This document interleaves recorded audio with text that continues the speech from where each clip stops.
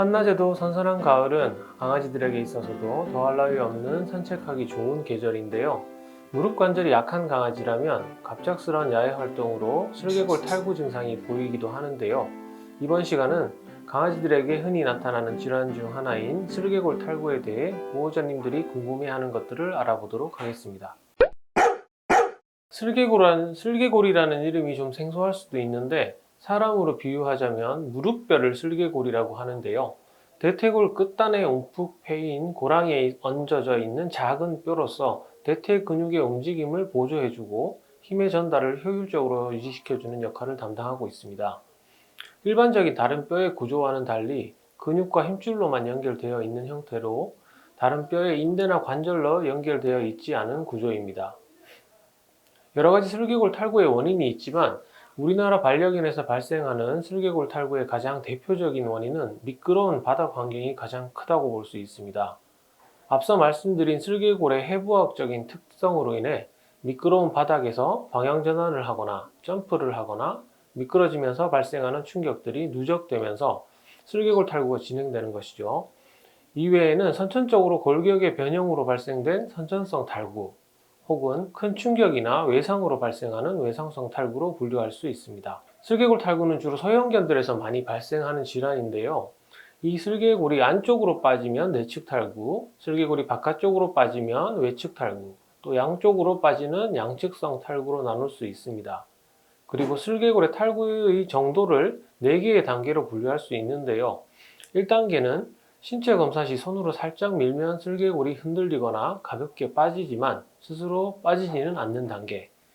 2단계는 간헐적으로 슬개골이 탈구되었다가 스스로 환납이 되는 단계.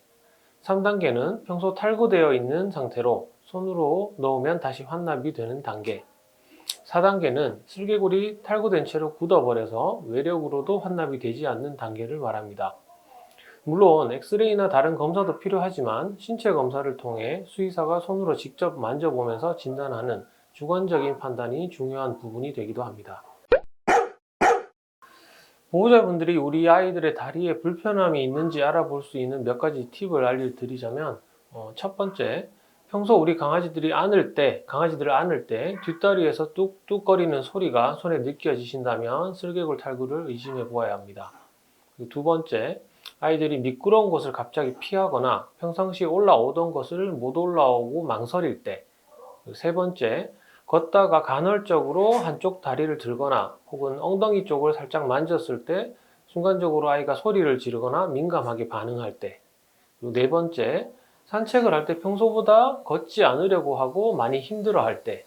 그리고 다섯 번째, 뒤에서 손으로 뒷다리 허벅지를 이렇게 감아 쥐었을 때 양측 근육량이 비대칭적으로 느껴지실 때, 이런 위와 같은 경우들이 확인된다면 꼭 병원에 내원하셔서 검진을 받아보실 것을 추천드립니다. 슬개골 탈구가 어느 정도 이완이 되어 있다면 사실상 비수술적 치료는 거의 효과가 없다고 생각이 됩니다. 1기 정도의 경미한 탈구가 있는 경우는 바닥 환경을 개선해주고 다리 근력 강화를 시켜주면서 이제 슬개골 탈구가 악화되는 것을 방지할 수는 있는데요. 사실상 이것을 치료라고 하기엔 좀 애매한 부분이 있습니다. 2기, 3기 정도로 슬개골 탈구가 어느 정도 진행되면서 통증 반응을 보이게 되고 불편함이 생기는 정도라면 가까운 병원을 내원하시어서 상담 및 검사를 받아보시고 수술적 교정을 꼭 해주는 것이 가장 좋은 치료입니다.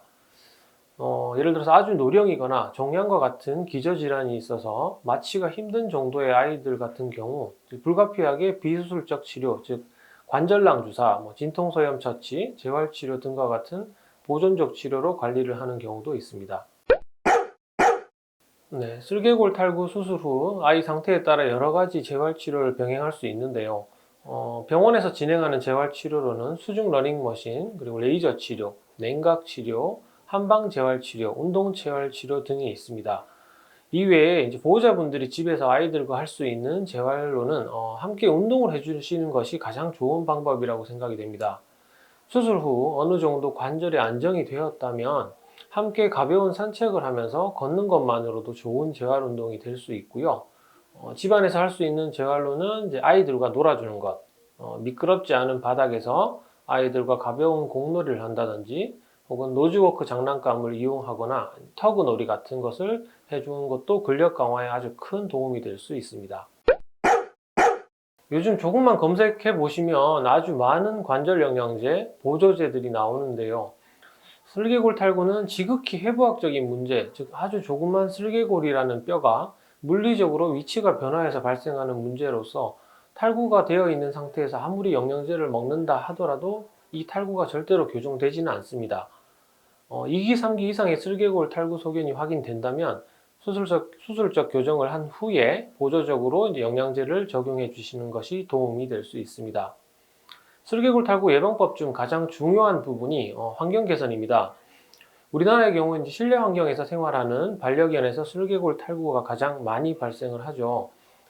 아이들이 미끄러운 바닥에서 지내면서 소파나 침대, 의자 같은 곳에서 뛰어내리는 행동들이 슬개골 탈구를 유발시키거나 더 악화시키는 가장 큰 원인이기도 합니다. 두 발로 서서 뛰어 오르내리는 행동을 하지 않으면 가장 좋겠지만 이걸 완전히 막는다는 것은 현실적으로 불가능하죠. 그러면 여기서 우리가 할 수 있는 가장 좋은 슬개골 탈구 예방법은 이런 미끄러운 바닥 환경들을 미끄럽지 않게 개선해 주는 것이 가장 확실한 예방법입니다. 이번 시간에는 강아지들의 대표적인 질환 중 하나인 슬개골 탈구에 대해 알아봤는데요. 더 궁금하신 것들이 있다면 댓글을 남겨주세요. 지금까지 알파동물 메디컬 센터 원장 석성훈이었습니다. 감사합니다.